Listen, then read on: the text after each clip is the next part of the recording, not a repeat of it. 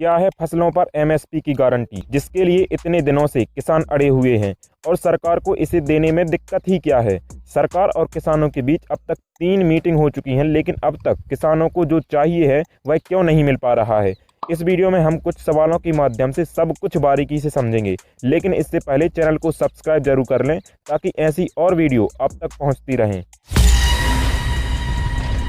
MSP यानी minimum support price, जिसे न्यूनतम समर्थन मूल्य भी कहते हैं, किसानों के हित के लिए सरकार ने ये व्यवस्था बनाई है। इसके तहत सरकार फसल की एक न्यूनतम कीमत तय करती है, जिससे यदि बाजार में फसलों के दाम कम भी हो जाएं तो भी किसान निश्चिंत रहता है कि उसकी फसल सरकार कम से कम इस कीमत पर जरूर खरीद लेगी। इसे ऐसे समझिए, यदि किसी फसल की एमएसपी 1000 रुपए क्विंटल है, खुली मार्केट में वही फसल 500 रुपए में मिल रही है, तो भी सरकार किसान से वह फसल 1000 रुपए क्विंटल में ही खरीदेगी। इसे ही न्यूनतम समर्थन मूल्य कहा जाता है। आमतौर पर जो एमएसपी होती है वह किसान की लागत से कम 1.5 गुना ज्यादा होती है, लेकिन दिक्कत यह भी है कि एमएसपी सरकार की नीति है, न कि कानून। इसे सरकार घटा भी सकती है और बढ़ा भी सकती है और बंद भी कर सकती है। किसानों को यही डर सताता है, जिसके कारण किसान एमएसपी के लिए एक कानून बनाने के लिए कह रहे हैं।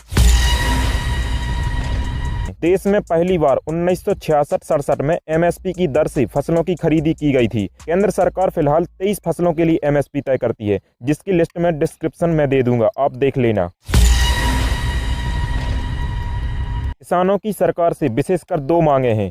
पहली ये कि एमएसपी स्वामीनाथन आयोग के अनुसार दी जाए और दूसरी ये कि एमएसपी की लीगल गारंटी दी जाए, यानी इसके लिए एक कानून बनाया जाए। किसान चाहते हैं कि यदि वे मंडी के अलावा कहीं बाहर भी फसल को बेचें तो उसकी कीमत एमएसपी की दर के हिसाब से ही तय होनी चाहिए और जो व्यापारी कम कीमत पर खरीदी करता है उस पर आपराधिक केस चलना चाहिए। प्रधानमंत्री नरेंद्र मोदी आश्वासन दे चुके हैं कि एमएसपी पर ही खरीदी होगी, लेकिन किसान इसके लिए आश्वासन नहीं बल्कि एक कानून की मांग कर रहे हैं।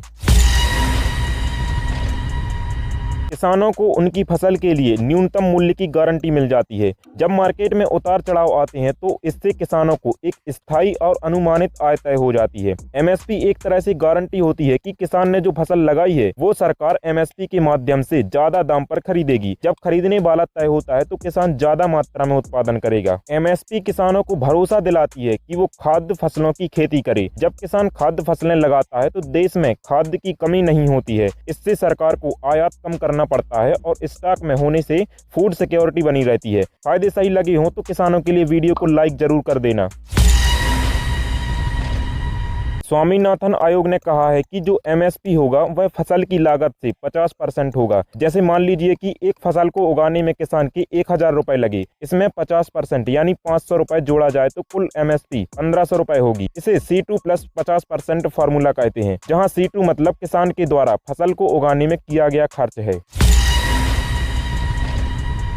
नवंबर 2021 में न्यूनतम समर्थन मूल्य के लिए सरकार ने एक कमेटी का गठन किया था, लेकिन 2 साल बाद भी अब तक इसकी कोई रिपोर्ट नहीं आई है। सरकार ने पीएम नरेंद्र मोदी के ऐलान के करीब 8 महीने बाद 12 जुलाई 2022 को कमेटी की स्थापना की थी, जिसमें अध्यक्ष सहित 29 सदस्य शामिल हैं। इनमें 18 सरकारी अधिकारी यानी जो इस विषय में एक्सपर्ट हैं वो जुड़े हुए हैं। कमेटी के अध्यक्ष संजय अग्रवाल हैं, जो केंद्रीय कृषि मंत्रालय के सचिव रह चुके हैं। कमेटी में भाजपा से जुड़े संगठनों के कई लोग हैं। ये वो लोग हैं जिन्होंने उन कृषि कानूनों का समर्थन किया था जिन्हें केंद्र सरकार ने निरस्त कर दिया था। लेकिन अब देखते हैं कि सरकार इसके लिए कानून बनाती है कि नहीं। आपको क्या लगता है? कमेंट बॉक्स में अपनी राय जरूर देना। बाकी मिलते हैं अगली वीडियो में, तब तक के लिए जय हिंद, जय भारत।